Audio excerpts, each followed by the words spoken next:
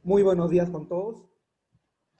El día de hoy nos tocará tocar el tema documentación de comercio exterior, específicamente contratos de compraventa y órdenes de compra. ¿Cuál va a ser la diferencia más que todo? Mi nombre es Oscar Cárdenas y el día de hoy me toca explicarles este tema para entender la dinámica, cómo se empieza la dinámica en un comercio exterior, ¿correcto? Muy bien, sin más preámbulos, vamos a empezar a explicar los detalles. ¿Qué es un contrato de compraventa internacional? En principio es un documento formal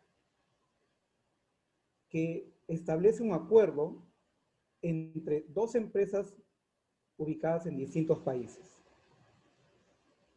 Básicamente sirve para hacer la entrega de bienes o prestación de un servicio bajo ciertas condiciones a cambio de un precio pactado.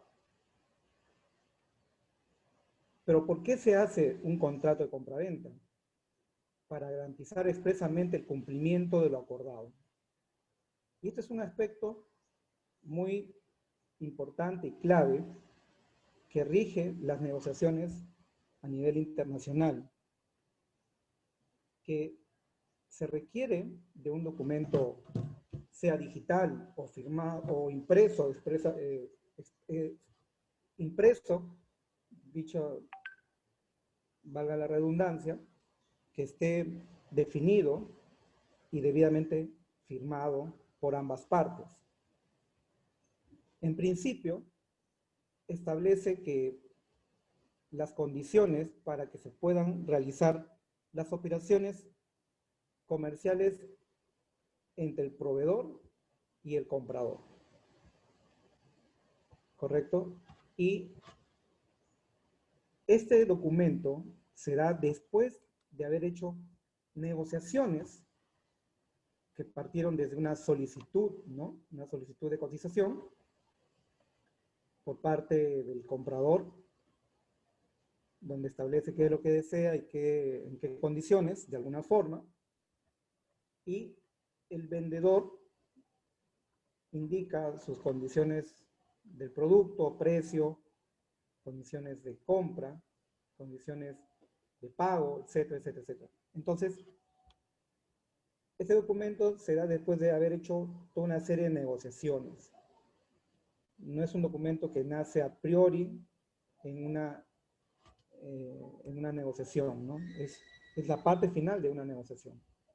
Entonces, en virtud de ello, es muy importante establecer qué requisitos debe cumplir por lo menos un contrato de compraventa, qué involucra, qué contiene. Para ello vamos a explicar a continuación. Tiene una parte de generalidades, ¿no? Que establece las directrices del contrato, ¿no? Involucra características de los productos, es decir, las condiciones de calidad, cantidad y detalles adicionales que debe cumplir el producto, sean condiciones físico-químicas, en el caso de alimentos, condiciones microbiológicas, ¿no? Que establecen a que el producto tenga determinadas condiciones para poder ser adquirido o consumido, en todo caso dependiendo del producto si son alimentos. También indica un plazo de entrega. Es importante la fecha de entrega en la cual el productor o el proveedor va a entregar los productos y en base a ello se compromete y se plasma. Indica también el precio, ¿correcto? Y el precio pues es algo inexorable en toda transacción, básico. Indica condiciones de pago, como habíamos indicado, es decir, la forma en la cual se va a cumplir los pagos sea una parte en efectivo y la otra parte a crédito o a letras, ¿correcto? Entonces, este es parte del contenido de un contrato de compra-venta. También indica intereses en caso de pago retrasado. Es muy importante especificar esto para que tanto el comprador como el vendedor o el proveedor tengan claras las condiciones en caso haya un retraso en el pago, que esté debidamente explicado para que no haya ninguna duda acerca de cómo puede afectar al vendedor, ¿no? O al proveedor. También habla de retención de documentos, que ya en su momento vamos a explicar, pero indica qué documentación es la que se debe entregar al momento del término de entrega de los productos, los términos contractuales de entrega, que habla de los 5 TERS, ¿no? Pueden ser término FOB, CIF, ex-work, etcétera, etcétera, etcétera. También habla de los retrasos de envíos. Estos puntos, vamos a verlo en detalle en un ejemplo. Habla de la inconformidad con los productos, es decir, qué pasa si hay algo que no está bien, ¿correcto? También habla de cómo se va a dar la cooperación entre las partes, es decir, la debida comunicación, con quién van a coordinar. ¿Qué pasaría también en un caso fortuito? Es muy importante eso establecer, ¿no? ¿Qué pasaría en caso de un problema que ya no compete o está fuera del control tanto del proveedor como del comprador? ¿Cómo se van a dar la resolución de controversias? Si hay alguna inconformidad y no se puede llegar a un acuerdo, entonces se recurre a terceras partes, ¿no? O cualquier inconveniente, ¿de qué manera lo vamos a tratar? Los encabezados o títulos, las notificaciones y el acuerdo integral. Todos estos son partes fundamentales de un contrato de compra-venta internacional que establece las condiciones en las cuales el proveedor se compromete a entregar el producto o servicio al comprador que se encuentra muy lejos y establece también obligaciones por parte del comprador. Entonces, vamos a ver un ejemplo acerca de un tipo de contrato de compraventa internacional. Sin embargo, muchas veces, de manera de comentario, no se dan estos tipos de contratos dependiendo del volumen de compra o el plazo de entrega del producto también. Por ejemplo, es frecuente tener contratos de compra-venta entre partes involucradas que tienen más de una entrega. Entonces, podemos hablar del ejemplo de entregas de frutas, entregas de productos derivados, de frutas, entregas de lotes continuos de algún bien que establece que no se va a dar una sola entrega. Entonces, para no estar haciendo cada vez contratos en cada entrega, se establecen las condiciones de precio, plazos, una vez indicada la necesidad de compra, y así ciertas condiciones generales. ¿Correcto? Entonces, básicamente, vamos a ver un ejemplo de cómo es que se establece un contrato, un ejemplo, ¿no? Un contrato de compraventa internacional, ¿no? Y acá tenemos el ejemplo específico, dice, conste por el presente documento el contrato de compraventa internacional de mercaderías que suscriben de una parte Bueno, en este caso, la empresa que desea hacer la solicitud, ¿no?, que está constituida en un lugar determinado, debidamente representada por y ahí se pone el representante legal con documento de identidad tal, domiciliado en la oficina principal, ubicado en el lugar de la empresa. Tiene que estar debidamente explicado la dirección de la empresa. A quien en adelante se denominará el vendedor. Y de otra parte, ¿no?, la empresa que va a hacer la compra, ¿no?, inscrito con la partida número, ¿no?, de registro de personas jurídicas de la zona registral número tal, debidamente representado por su gerente general, don, ¿no?, puede ser, digamos, Mario Pereira, ¿no?, identificado con DNI tal, y señalado domicilio, ubicado en la calle. Y acá se ponen todas las características de ubicación o dirección, ¿no?, de la empresa que va a ser la compradora, que acuerdan en los siguientes términos. Entonces, esta es una parte introductoria que indica quién compra y quién vende, quién es el representante legal y dónde se encuentran, debidamente identificados con sus direcciones y sus documentos de identidad. Esta es la parte inicial de un contrato de compraventa que es muy importante especificarlo. Seguido indica pues justamente las condiciones o términos del contrato.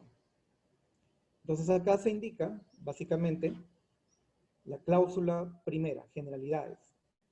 Las presentes condiciones generales se acuerdan en la medida de ser aplicadas conjuntamente como parte de un contrato de compraventa internacional entre las dos partes aquí nominadas. En caso de discrepancia entre las presentes condiciones generales y cualquier otra condición específica que se acuerde por las partes en el futuro, prevalecerán las condiciones específicas. Esta es parte de las cláusulas o generalidades. Por otro lado, cualquier situación en relación con ese contrato no haya sido expresa o implícitamente acordada en su contenido, deberá ser gobernada por la Convención de las Naciones Unidas sobre la compraventa internacional de productos, Convención de Viena de 1980, en adelante referida como CISG, por sus siglas en inglés. Y B, en aquellas situaciones no cubiertas por la CISG, se tomará como referencia la ley del país donde el vendedor tiene su lugar usual de negocios. Hasta aquí es muy importante indicar cuáles son las condiciones de negociación en caso o formas de cómo resolver las controversias. Y lo está especificando muy bien, indicando que en principio la Convención de Viena de 1980 establece esas condiciones de comercio internacional. Y por otro lado, si las condiciones no se pueden resolver según las condiciones de Viena, se establece y se indica que se tomará como referencia el lugar del país del vendedor. Por ejemplo, si alguien va a comprar a Suiza, entonces, si las convenciones de Viena no son suficientes para resolver las controversias, entonces se tomará como referencia la ley de Suiza. Y viceversa, ¿no? Si Suiza nos compra a nosotros, igual se resolverá con la ley peruana.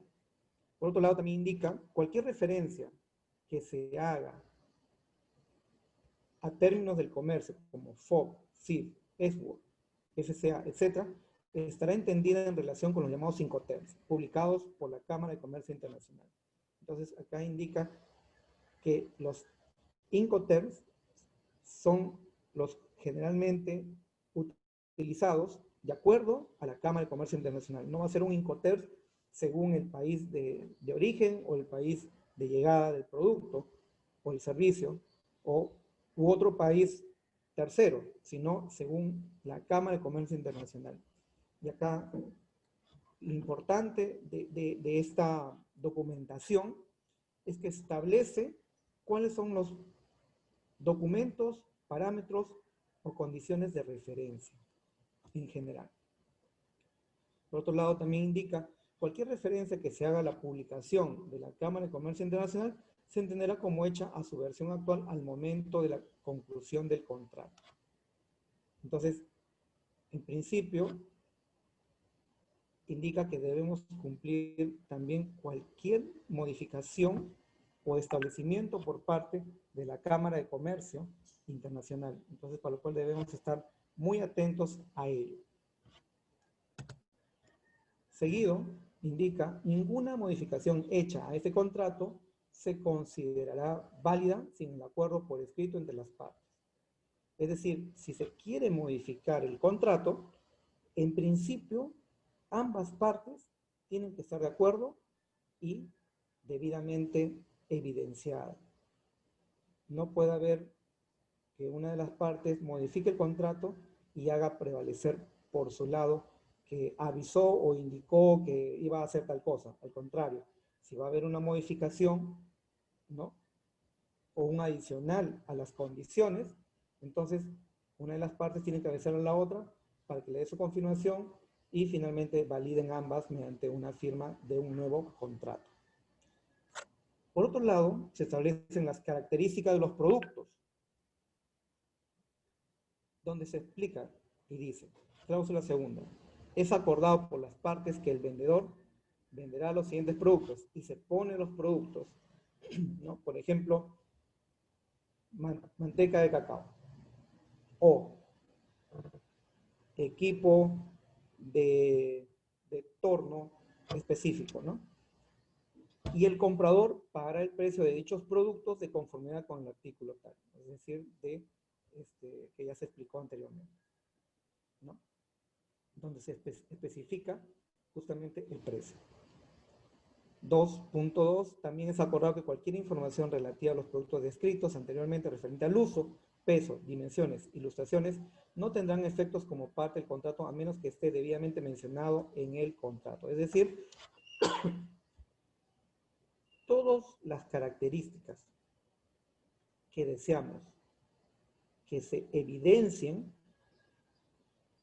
de cómo debe ser el producto, se tiene que poner en este documento.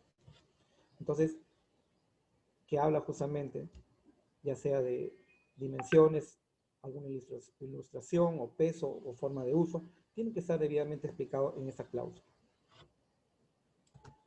Por otro lado, hablamos del plazo de entrega. El vendedor se compromete a realizar la entrega de periodo de tantos días, por decir 60 días, luego de recibir las órdenes de compra debidamente firmadas por el comprador. Entonces, acá especifica que se compromete el vendedor, una vez recibida la autorización de compra, o sea, orden de compra del comprador, especifica que se debe entregar en tantos días. Por ejemplo, una vez que reciben la orden de compra por parte del vendedor, tiene que el vendedor enviar a más tardar, supongamos en 60 días, el producto convenido. Y esto es un aspecto muy importante porque establece las condiciones del tiempo de entrega, que evidencian que hay, digamos, un tiempo en la forma en que se hace el negocio. No se puede esperar que te entregue en cualquier momento. Entonces, va a depender de la naturaleza del producto, ¿correcto?, o de las negociaciones, que muchas veces marcan las condiciones del comprador, del tipo de necesidad que tenga del producto, ¿correcto? El precio, aspecto importante, fundamental y crítico. Las partes acuerdan el precio de tanto, ¿no? O sea, es decir, supongamos $1000 por lote por tonelada de manteca de cacao, por decir, por el envío de los productos de conformidad con la carta de oferta recibida por el comprador en la fecha tal, ¿no?, que ya previamente ha recibido el comprador de parte del vendedor. Es decir, acá están indicando cuál fue el precio pactado según la oferta recibida por el comprador, para que haya una referencia de la fecha en la cual fue emitida esa cotización, por decirlo así, ¿no? Acá está hablando de la carta oferta, que en otras palabras es la cotización, recibida por el comprador y que finalmente llegaron a un acuerdo. ¿ok?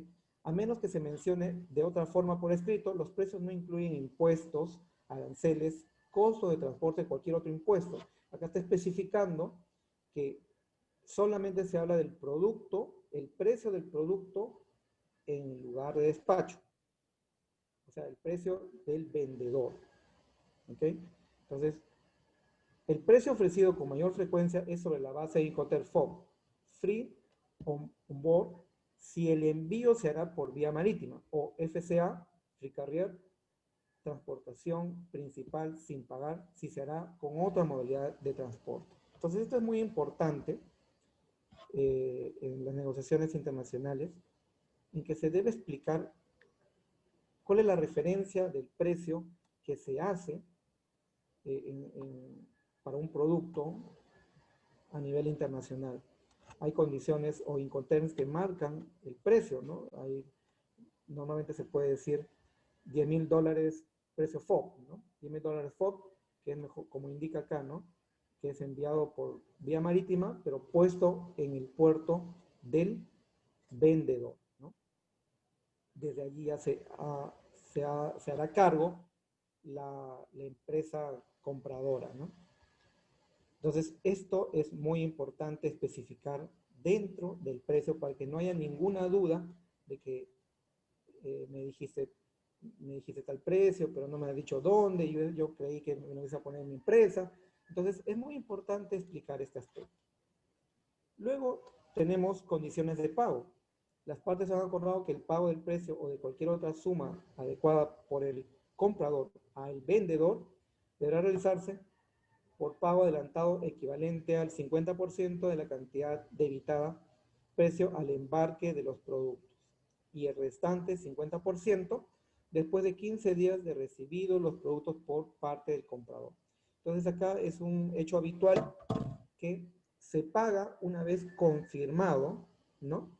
Confirmado que ya está en el puerto de origen del vendedor, ¿no? Se hace recién el pago, o otras ocasiones incluso pueden mandar una orden de compra, pero sin embargo, según las condiciones de pago, pueden haber indicado en el contrato, por supuesto, que será un 10% del precio pactado, ¿no? Según el volumen de producto, y que una parte se pagará según el embarque de los productos, y la cantidad restante se podrá dar una vez recibidos los productos, pero después de 15 días. En este caso, la mitad al momento del embarque, de la confirmación del embarque del producto desde el puerto de origen del vendedor, y que recibiendo ya el producto pagará 15 días después. Entonces, por ejemplo, si vamos a despachar un producto a Estados Unidos que demora una semana, ¿no? Vía marítima, entonces estamos hablando que va a ser efectivo el pago total aproximadamente en 3 semanas.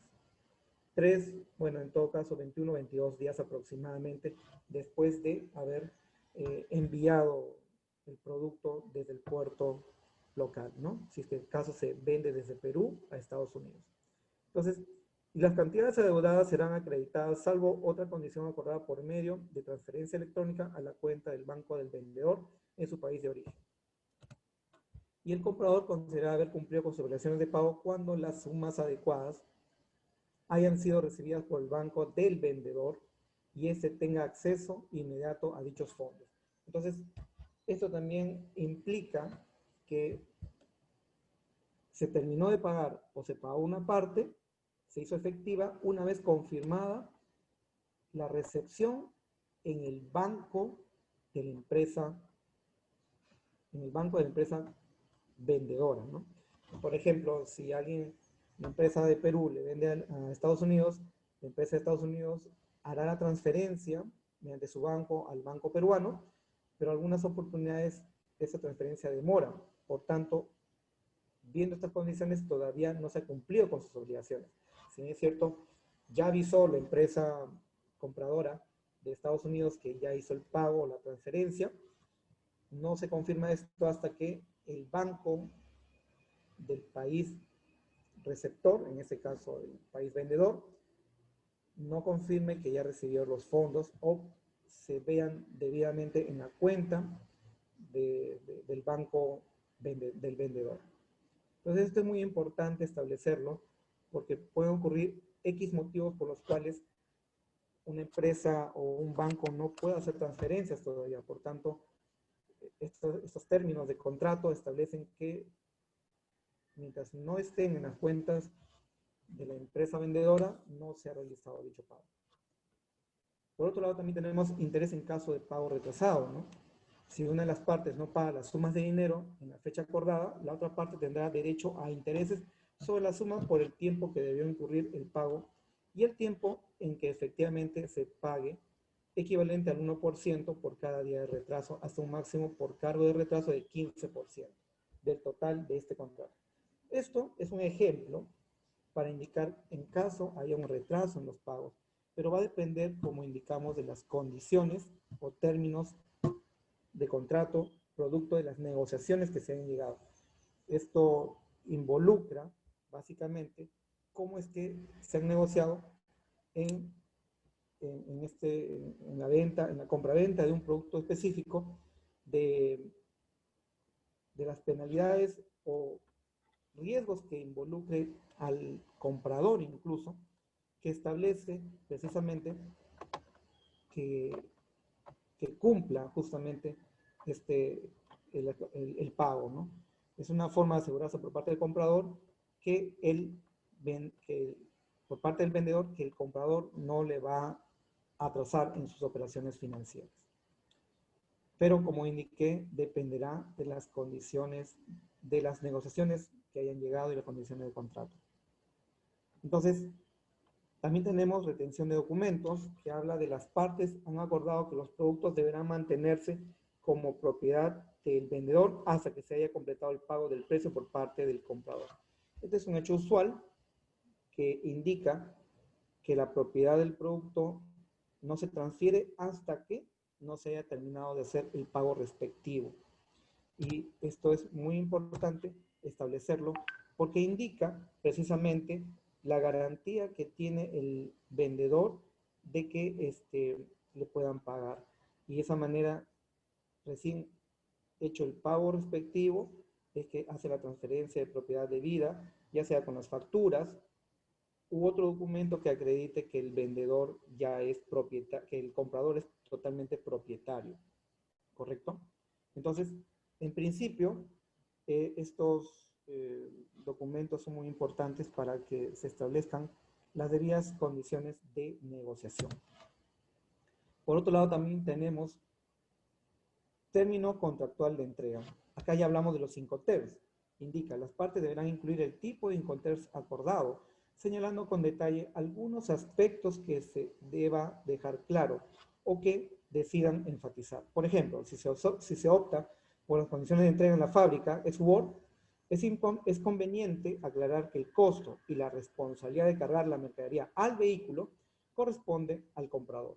Por ejemplo, Sword explica que se entrega el producto por parte del vendedor en el almacén del vendedor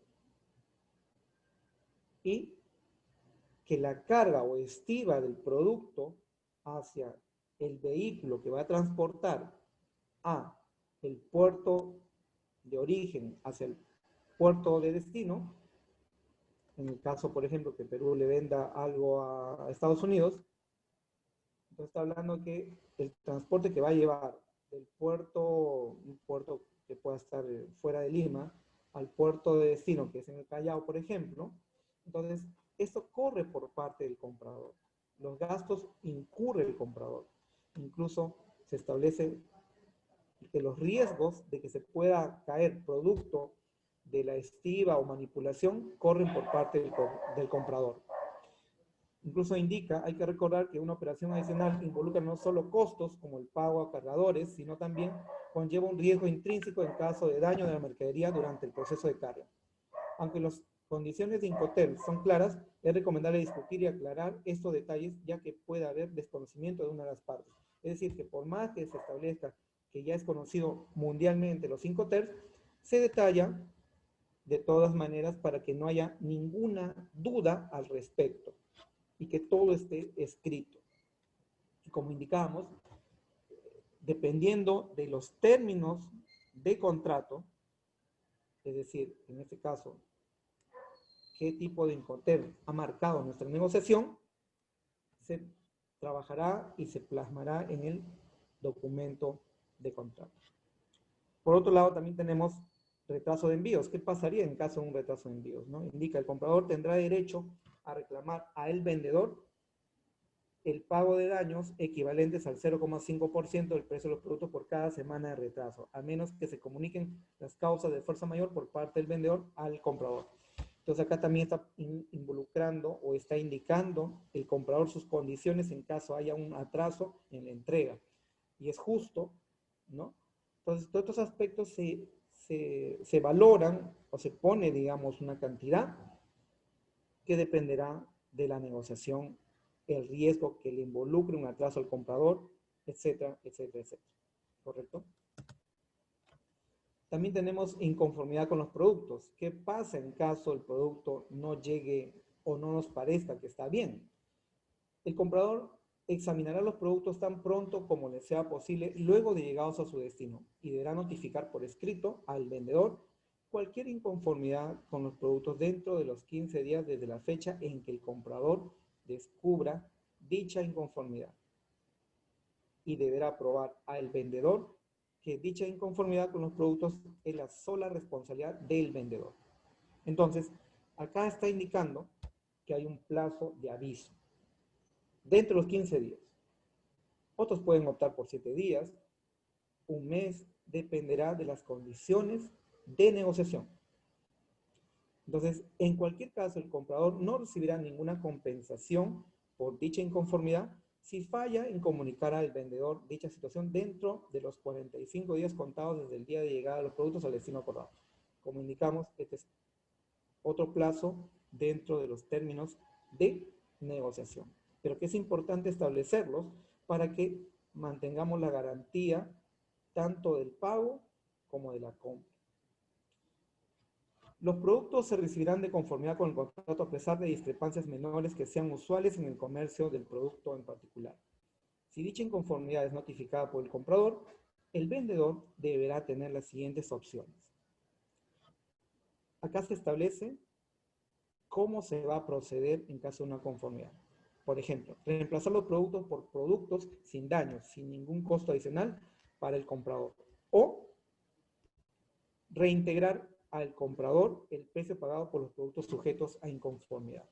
Es decir, si me enviaron, supongamos, 100 cajas de frutas a otro país y veo que 2 cajas están mal, es muy oneroso finalmente para el vendedor mandar 2 cajas, ¿no? Entonces pueden llegar a un acuerdo en el cual el comprador finalmente reintegra el costo, ¿no?, de esas 2 cajas, porque resultaría mucho más caro enviar 2 cajas, ¿correcto?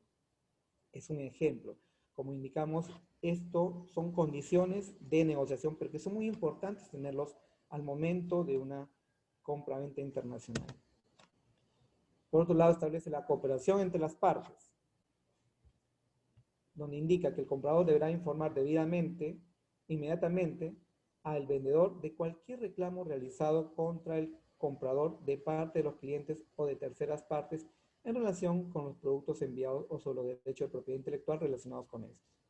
El vendedor deberá informar inmediatamente al comprador de cualquier reclamo que pueda involucrar al responsable del producto por parte del comprador. Entonces acá está indicando qué pasaría si un producto, es decir, es utilizado de manera final, ¿correcto?, por los clientes finales y haya un reclamo de parte de ellos.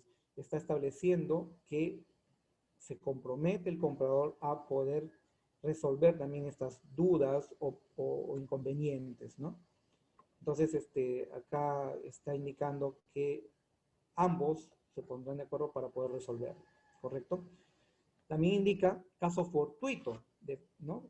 Caso fortuito de fuerza mayor, que indica no se aplicará ningún cargo por terminación ni al vendedor, ni al comprador, ni tampoco ninguna de las partes será responsable Si el presente acuerdo se ve forzado a cancelarse debido a circunstancias que razonablemente se consideran fuera de control de una de las partes. La parte afectada por tales circunstancias deberá notificar inmediatamente a la otra parte. Por ejemplo, este es el caso de la pandemia que tenemos actualmente. Imagínense una empresa que tiene que despachar en un plazo determinado a Estados Unidos, una empresa peruana tiene que despachar a una empresa de Estados Unidos.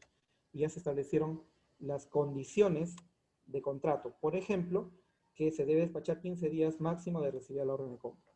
Lo enviaron el 1 de febrero y si no me equivoco la pandemia se estableció a partir, o mejor dicho la cuarentena se estableció a partir de la quincena de marzo, si no me equivoco. Imagínense que la orden se recibió el 28 de febrero aproximadamente.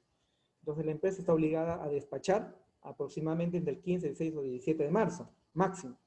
Sin embargo, las fronteras se cerraron para todo tipo de transacciones, sean aéreas o marítimas, se cerraron el 16 de marzo. Entonces esta empresa no ha sido notificada antes de la compra, antes de la llegada de la orden de compra el 28 de febrero. Por tanto, tiene las garantías, mediante esta cláusula de caso fortuito, de avisar a su comprador que no va a poder cumplir con la entrega establecida porque precisamente se han paralizado las operaciones navieras, aéreas y de comercio exterior en el Perú, ¿no? Entonces, este es un punto que finalmente evita que la empresa caiga, digamos, en una infracción, ¿correcto? Entonces es muy importante acotarlo. Hoy en día que tenemos cualquier circunstancia, incluso una posible guerra, que paraliza el comercio el comercio internacional por alguna zona, entonces es muy importante mencionarlo. Por otro lado, tenemos la resolución de controversias, que indica que a menos que se estipule de otra forma por escrito, todas las disputas surgidas en conexión con el presente contrato deberán ser finalmente resueltas por la ley de, justamente que hablamos justamente del tema de comercio exterior, o la Cámara de Comercio Internacional o de la ley peruana, ¿no? Si en caso la empresa es local. Y serán competencia exclusiva de la jurisdicción de las Cortes de, justamente acá se especifica que Cortes y leyes amparan una controversia, a las cuales las partes por ese medio nominan, excepto que una parte deseara buscar un procedimiento arbitral en concordancia con las reglas de arbitraje de, sigue la línea de qué reglas de arbitraje puedan seguir, sea del país de origen o el país de compra, por uno o más árbitros nombrados de conformidad con dichas reglas. Entonces acá se explica qué leyes van a regir cualquier controversia, cualquier inconveniente que no se puedan resolver entre ambas partes. Normalmente tenemos de manera local las cámaras de comercio ayudan en eso, y en este caso a nivel internacional las cámaras de comercio internacional, es decir, las cámaras de cada lugar sirven para recibir esas disputas o controversias, ¿no? Luego hablamos de los encabezados, es decir, los títulos, ¿qué involucran, ¿no? Los encabezados que contiene este acuerdo se usan solamente como referencia y no deberán afectar la interpretación del mismo. Bueno, por sí sola se explica que en principio no debe generar ninguna otra interpretación más que la que se explica debidamente y ya se acordó. Finalmente tenemos notificaciones. Todas las notificaciones realizadas en base al presente acuerdo deberán constar por escrito y ser debidamente entregadas por correo certificado con acuse de recibo a la dirección de la otra parte mencionada anteriormente o de cualquier otra dirección que la parte haya de igual forma designado por escrito a la otra parte. Entonces acá nos da la opción de modificar e indicar que los correos, ya sean impresos y debidamente certificados o los correos digitales, también son válidos para que sirvan de notificaciones apenas hayan recibido una comunicación. Entonces, en este punto es que se especifica cómo es que uno debe ser notificado. Comúnmente ahora, hoy en día, dependiendo de la envergadura del contrato, se aceptará solamente por correo o debidamente firmado, por supuesto, o se aceptará debidamente impreso y legalizado un contrato.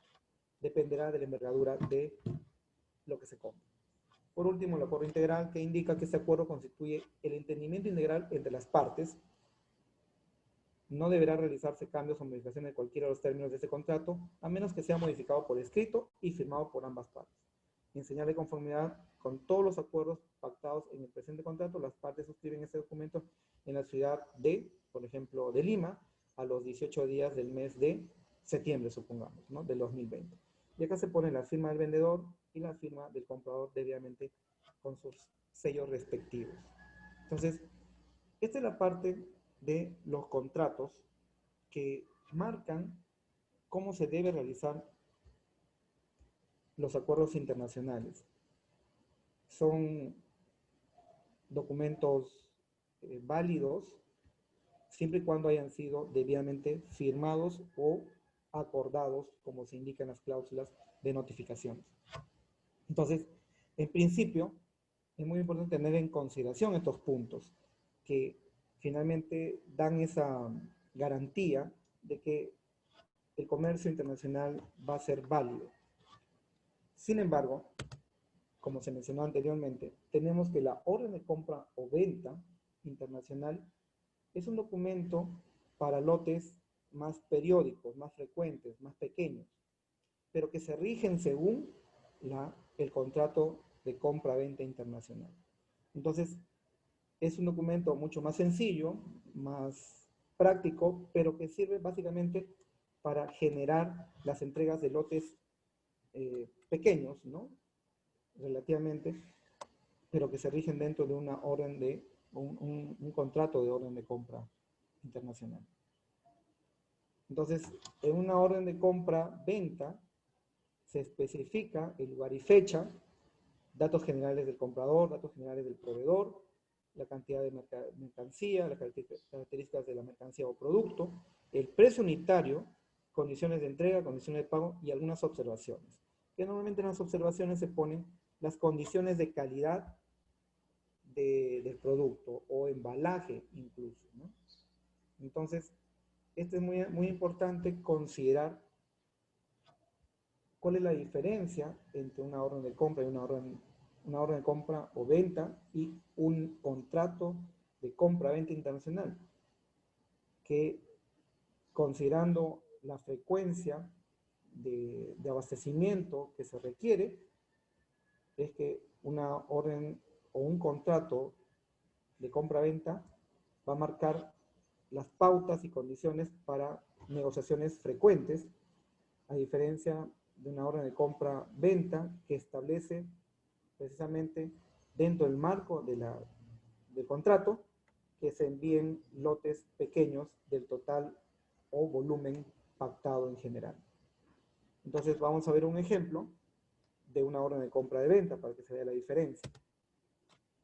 Este es un ejemplo de una orden de compra donde se establece las condiciones de entrega.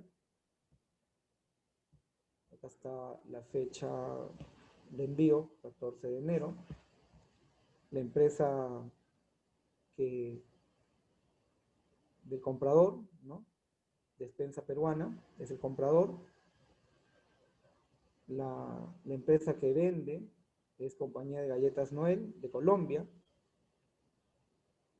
Y condiciones de pago incluso dice, ¿no? Crédito a 45 días sin intereses. Pero es un resumen del contrato, pero por volúmenes más pequeños que se establecieron en el contrato de orden de compra. En el contrato de compra-venta. Acá se indica la fecha de recepción o cuándo se requiere a más tardar el producto, ¿no? Condición de entrega, dice acá. Y finalmente acá se ponen las características del pedido, de los productos, el lugar de entrega, el precio y condiciones de empaque, ¿no? Dice galleta costurero por 200 gramos, cofre, es decir, un tipo de presentación. Cantidades, unidades de medida, precio, el total que involucra esta orden, ¿no?